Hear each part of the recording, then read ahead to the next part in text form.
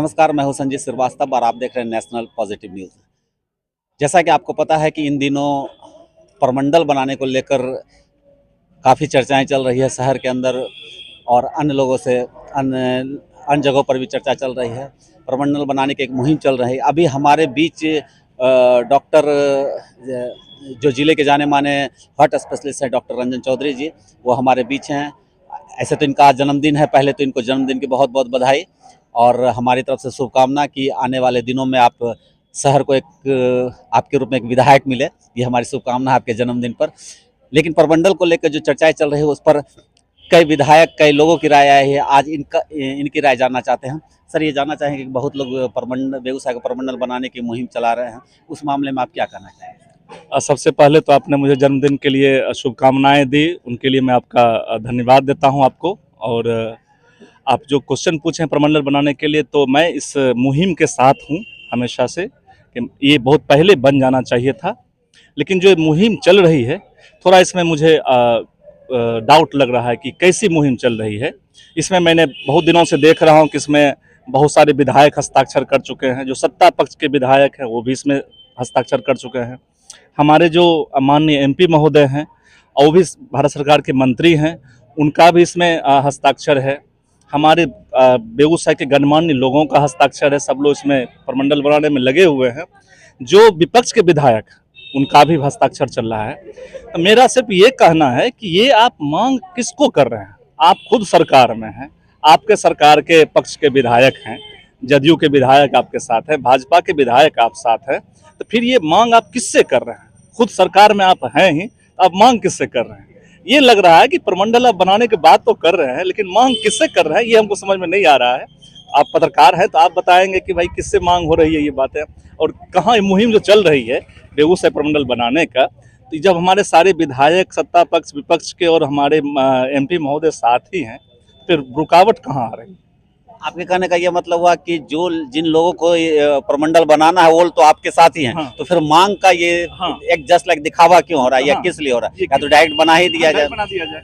तो फिर आपको ऐसा क्या लग रहा है कि जब सब साथ है और सुनने में आया है कि 12 तारीख को प्रमंडल को लेकर एक मार्च भी निकाला जाने वाला है, तो क्या लग रहा है कि ये बनाने की एक मुहिम है कि या सिर्फ ऐसे ही या इसे सफलता नहीं मिलेगी? नहीं, बेगूसराय प्रमंडल होना चाहिए, बेगूसराय विश्वविद्यालय होना चाहिए।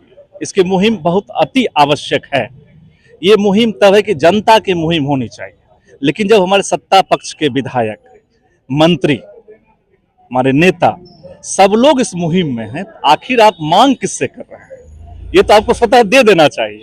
जब आप ही है सत्ता में, सरकार में आप ही हैं, आप किससे मांग कर रहे हैं? सरकार आप ही है, आप क्या मांग कर रहे हैं, किससे मांग कर रहे हैं? ये हमको समझ में नहीं आ रहा अच्छी तरह से। तो क्या आपको इसमें कोई रुकावट लग रही कि लग रहा है कि क्या लग रहा है? मैं 12 तारीख जो मार्च होने प्रमंडल, उसमें मैं भागीदारी दूंगा अपनी, मैं साथ चलूंगा, लोगों के साथ रहूंगा। और मेरी भी इच्छा है कि बेगूसराय में प्रमंडल ही नहीं, बेगूसराय में एक भव्य विश्व स्तरीय विश्वविद्यालय होना चाहिए। इसकी भी मैं मांग करूंगा, उसी दिन करूंगा। हमारे जो सत्ता पक्ष के विधायक आएंगे, मंत्री आएंगे, या विपक्ष के भी जो आएंगे, या जो भी हमारे जनता के लोग होंगे, हम बोलेंगे इस मुहिम में विश्वविद्यालय भी शामिल होना चाहिए।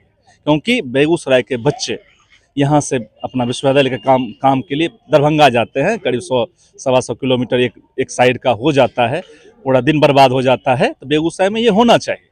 लेकिन जब अब सरकार आप ही की है तो आपको स्वतः दे देना चाहिए कि बेगूसराय प्रमंडल बना दो। तो किसको हम मांगेंगे, यही हमको एक आश्चर्य लगता है। तो आप रहते थे किससे मांगते हैं? हम एक जनता है, हम एक यहाँ समाज सेवी हैं, जनता है, एक डॉक्टर है। हम सरकार से मांग करते हैं, सरकार हमें दीजिए। जब सरकार ही अब मांग कर रही है, सरकार किससे मांग कर रही है ये सरकार ही जाने, ये सरकार ही डायलेमा की स्थिति जी, ये सरकार ही जाने। अच्छा सर, आप आने वाले दिनों में उम्मीद है ये यहाँ की जनता भी उम्मीद लगा रखी है कि आपको भी जनसुराज से टिकट दिया जाएगा। तो खासकर जो बेगूसराय के बहुत सारे ऐसे मुद्दे हैं जो कभी भी पूरे नहीं हो सके, ऐसे 3-4 कौन ऐसे प्रमुख मुद्दे लग रहे हैं जिसमें अगर आप यहाँ चुन के आते हैं तो उसको लेकर आप आवाज़ जरूर उठाएं? मेरी तो बहुत बेगूसराय में मुद्दों की कमी नहीं है, लेकिन खास करके जो मुद्दे हैं शिक्षा को लेकर के, स्वास्थ्य को लेकर के बहुत ही बड़ा मुद्दा है कि जिस क्षेत्र से मैं प्रयास कर रहा हूं, जहां की जनता की सेवा कर रहा हूं, मटिहानी में पिछले 30-35 सालों से मैं देख रहा हूं, मटिहानी क्षेत्र में एक भी महाविद्यालय नहीं है। ग्रेजुएशन के लिए वहाँ छात्राओं को पढ़ने की व्यवस्था नहीं है। मटिहानी इतना बड़ा क्षेत्र है, वहाँ पर एक महाविद्यालय जरूर होना चाहिए, ये सबसे बड़ा शिक्षा के लिए। दूसरी बात कि जो हमारे एरिया हैं, भैरवार हो गया, उधर इनियार हो गया, सोनापुर, उस एरिया में उधर एक हम लोगों को अनुमंडल होना चाहिए, उस एरिया में अनुमंडल बनना चाहिए ताकि वहाँ के लोगों का काम वहाँ पर होना चाहिए।